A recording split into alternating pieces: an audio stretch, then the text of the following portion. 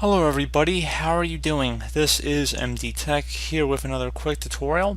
In today's tutorial, I'm going to show you guys how to go about resolving if the group policy object on this computer failed to open. So this should hopefully be a pretty straightforward tutorial, and without further ado, let's go ahead and jump right into it.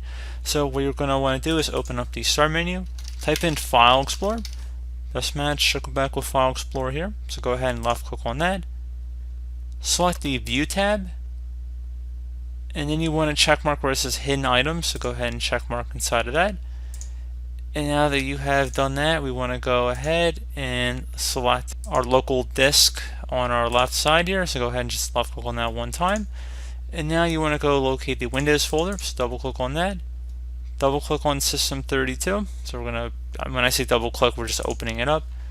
And now you want to look for something that says Group Policy, so just going to have to scroll down not too far. It's going to be one of the folders, so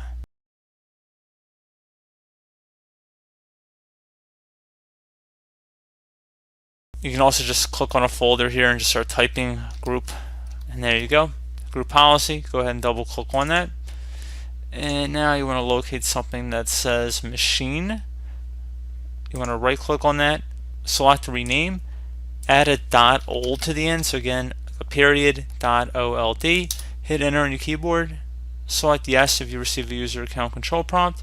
So now if you close out of here and you attempt to open up the group policy editor, snap in, the error should be gone. So pretty straightforward process here, guys. Do hope that I was able to help you out, and I do look forward to catching you all in the next tutorial. Goodbye.